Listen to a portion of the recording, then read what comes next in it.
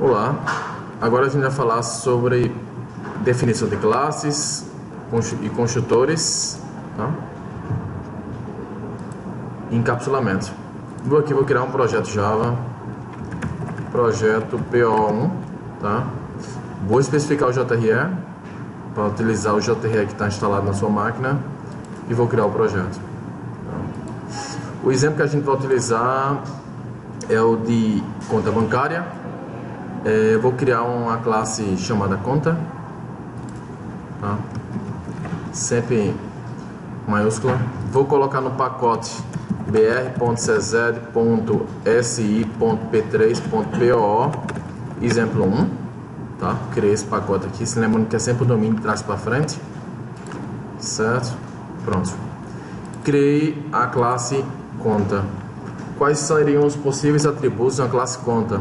Poderia ser string titular, tá?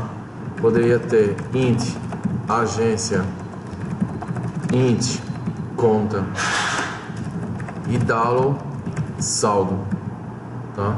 Poderiam ter muitos outros atributos, mas eu os defini primeiramente esses aqui, tá?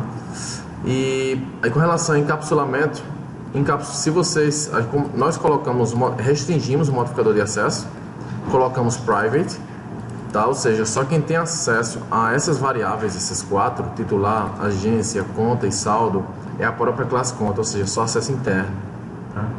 E quando nós utilizamos encapsulamento, nós restringimos o acesso. Restringimos como? Declaramos a variável como private e definimos os métodos get e setter como os métodos que farão acesso a essas variáveis. Alt Shift S, certo? Ou se não botão direito, set source, generate gets and setters, tá? Seleciono todos aqui e pronto, ele vai gerar todos os meus get setters, tá? Ou seja, toda vez que você for utilizar a classe conta, você vai acessar essa variável aqui, as variáveis, através dos métodos get e setter, tá? Agora, a primeira coisa que nós vamos fazer é criar um construtor. Porém, eu vou criar uma classe de teste aqui, tá? Só lembrando, eu cliquei com o botão direito aqui, new class, porque se eu clicasse em outro local, ele ia criar sem o pacote, teria que escrever manualmente. Minha classe vai ser main, tá? Pronto, marquei. Se eu tivesse esquecido de marcar o main, eu teria que escrever main, Ctrl espaço e essa opção aqui, e ele gerava o meu main, tá? Agora eu vou criar a classe conta, não é isso? Se eu quisesse, faria conta c igual a new conta, tá? Do lado esquerdo aqui, a gente tá a declaração da variável conta. E essa parte aqui, ó, depois do igual, é o objeto. Ou seja, quando eu faço new conta, ele cria um objeto na memória e atribui a variável c. Ou seja, poderia ser a mesma coisa de fazer isso aqui também, tá? Ou seja, que declarou uma variável e depois essa variável aponta para esse objeto na memória, tá? Isso aqui, por questão de praticidade, a gente faz tudo numa linha só, ok? Do lado esquerdo, como eu disse a vocês, ele aponta para a declaração da classe. E vocês estão vendo que é new conta. New conta é o construtor. Aí você pergunta, cadê o construtor aqui? Lembrando, construtor é um método, tá? Qualquer, que tem o nome da classe igualzinho, ou seja, conta com C maiúsculo, porém não tem retorno. Quando eu digo que não tem retorno, eu não estou dizendo que o método retorna void. Eu estou dizendo o quê? Que não tem a palavra de retorno. Deixa eu criar aqui o construtor. Seria basicamente assim, ó, public conta, assim, ó, tá? Ou seja, dessa maneira aqui existe o construtor. Pronto. Se você inclusive vier aqui, ó, clicar aqui, ele vai para a declaração da classe, tá? Se eu pegar e der um Ctrl e clicar, você vai ver que ele, ó, vai para o construtor. Aí vocês poderiam se perguntar, mas e antes? como é que tá funcionando? Que é o seguinte, pessoal. Implicitamente, o Java, quando você não define nenhum construtor, ou seja, quando não tem nenhum construtor aqui, ele tem um construtor vazio implícito, que é esse aqui, tá? Ou seja, mesma coisa tá assim ou assim, porque se você não define, implicitamente ele coloca lá o Java, tá? Pois, vamos lá. Eu vou agora só mostrar uma diferença aqui, ó. Quando você vê isso aqui no código, pronto. Isso aqui não é o construtor. Por quê? Porque o construtor não tem retorno. Isso aqui, ó, não tem retorno. Não é void. Void diz que o retorno é vazio. Isso aqui é não ter retorno. Ou seja, não confunda construtor com o método.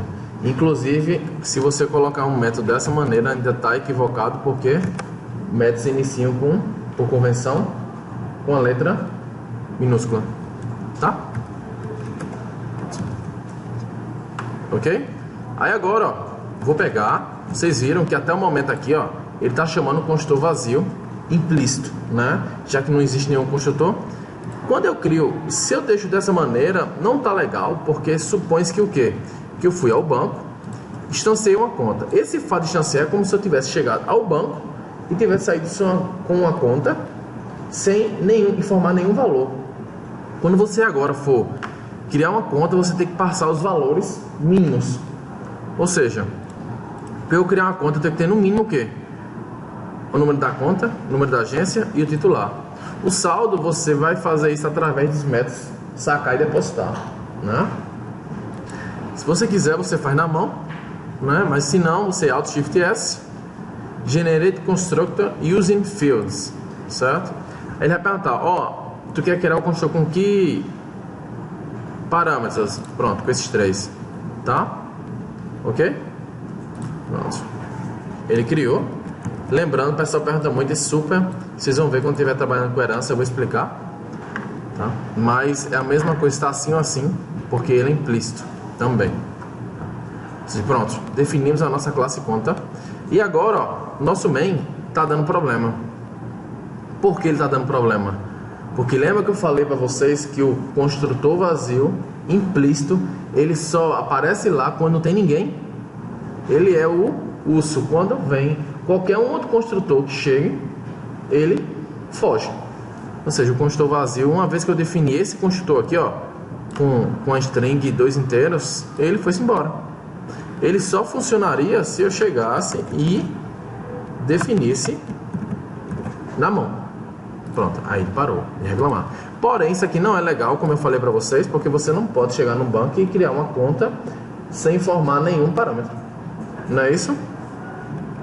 Pronto, o correto seria isso. E você passar o quê? A agência, conta e o... Deixa eu ver aqui, é o titular primeiro. Pronto. Agora sim está correto. E agora vamos tentar entender um pouquinho do toString, que foi outro questionamento, tá? Se eu mandar imprimir esse objeto aqui, ó, por exemplo, c.getAgência, ele vai imprimir, perfeito, imprimir um, né? Porém, muitas vezes a gente pode querer imprimir o objeto ou querer todos os valores que estão no objeto, querer uma descrição do que está dentro do objeto. Então, se eu fizer aqui, ó, imprimir C, ele vai fazer isso aqui, ó, vai aparecer o pacote, onde está o objeto, aí um arroba e o endereço de onde está o objeto na memória, tá? Só que assim, isso aí para mim não passa nenhuma informação. O que eu poderia querer é as informações do que está dentro do objeto, ou seja, eu quero saber qual o valor da variável agência, qual o valor da variável conta, qual o saldo, certo? O que eu faço? Vou gerar o meu toString. Muito fácil, botão direito, source, ou se não, Alt Shift S, Generate toString.